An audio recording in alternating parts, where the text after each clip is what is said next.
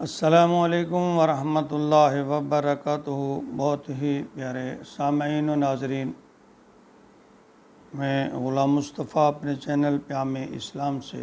اللہ اور اللہ کے رسول کے پیغام کے ساتھ آپ کے سامنے حاضر۔ درس قرآن کے سلسلہ میں آج کا ہمارا سبق سورۃ الاعراف آیت نمبر 101 پر مشتمل ہے۔ اعوذ باللہ من الشیطان الرجیم، بسم اللہ الرحمن الرحیم۔ تلک القری نقص علیک من انبائها ولقد جاءتهم رسلهم بالبینات فما کان لیؤمنوا بما کذبوا من قبل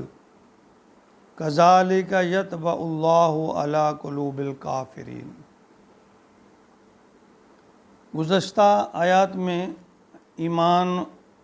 توحید کی بات، گناہوں، برائیوں اور نافرمانیوں سے بچنے کی ہدایت، نیکیوں ان کا انعام، برائیوں پر عذاب و عذاب کی خبریں، اور پھر اصلاح اور توبہ کی دعوت، اور پھر فرمایا کہ اللہ دلوں پر مہر کیوں کا لگا دیتا ہے، جس کی کچھ وضاحت اس آیت میں ہے۔ فرمایا تلک القری، یہ وہ بستیاں ہیں، نقص جن کی خبریں علیک من انباء، جس کی کچھ خبریں بیان کرتے ہیں ہم آپ کے سامنے، یعنی اے نبی، اے میرے محبوب صلی اللہ علیہ وآلہ وسلم،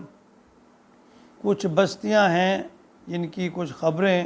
ہم آپ کے سامنے بیان کر رہے ہیں۔ انباء رسل کے حوالے سے اب تک 5 رسولوں، حضرت نوح، حضرت ہود، حضرت صالح، حضرت لوط اور حضرت شعیب علیہ السلام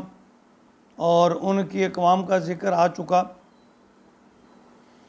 تو یہاں وہی بات فرمائی جا رہی ہے، اپنے نبی کو مطلع کیا جا رہا ہے۔ فرمایا وَلَقَدْ جَاءَتْهُمْ رُسُلُهُمْ بِالْبَيِّنَاتِ، ان کے پاس ہم نے بھیجے رسول اپنی نشانیاں دے کر، معجزے دے کر، اپنے احکامات دے کر۔ فما کانوا، اور وہ نہیں تھے، لیؤمنوا کہ اس پر ایمان لائیں، بما کذبوا من قبل، جو انہوں نے جس کا پہلے انکار کر دیا، جو انہوں نے ایک دفعہ جھٹلا دیا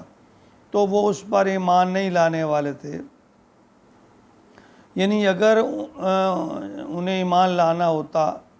تو وہ جلد قبول کر لیتے، یعنی وہ اس کے لیے نصیحتیں، دلیلیں، نشانیاں،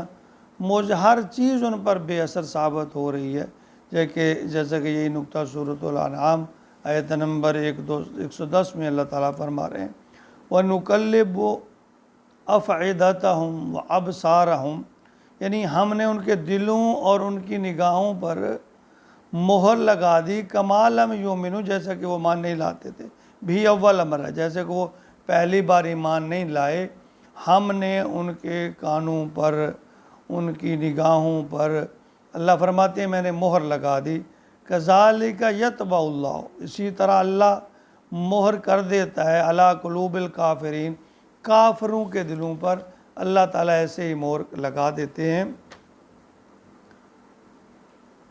اس آیت مبارکہ میں اللہ رب العالمین اپنے محبوب کی وساطت سے امت محمدیہ سے مخاطب ہیں کہ دیکھو، قرآن مقدس میں سابقہ آیات میں چند انبیاء اور ان کے معجزات، دلائل، براہین کا ان کا جو ذکر میں نے فرمایا، اسے سمجھو کہ ہم کسی قوم، بستی کو اس وقت تک ہلاک یا تہس نہس نہیں کرتے جب تک وہاں اپنا پیغمبر یا رسول بھیج نہ دیں، اپنا پیغام انہیں پہنچا نہ دیں۔ اللہ فرماتے ہیں وَمَا كُنَّا مُعَذِّبِينَ حَتَّى نَبْعَثَ رَسُولًا، جب تک ہم رسول نہیں بھیج دیتے عذاب نازل نہیں کرتے، یعنی انسانوں تک اللہ کا پیغام پہنچایا بھی جاتا ہے اور انہیں اس پر چلنے یا عمل کرنے کا پورا موقع بھی دیا جاتا ہے کہ انسان یہ نہ کہے کہ مجھے کیا پتہ کہ اللہ کون ہے، کیا چاہتا ہے، انصاف کا تقاضا ہے۔ تو یعنی یہ اصل میں یعنی انصاف اللہ کی طرف سے جو انصاف ہے اس کا تقاضا یہی ہے کہ فریقین کو جواز اور گواہی کا پورا موقع دیا جائے، یک طرفہ کارروائی نہ ہو۔ دوسرا، دل پر مہر کا ذکر، یہ عام غلط فہمی پائی جاتی ہے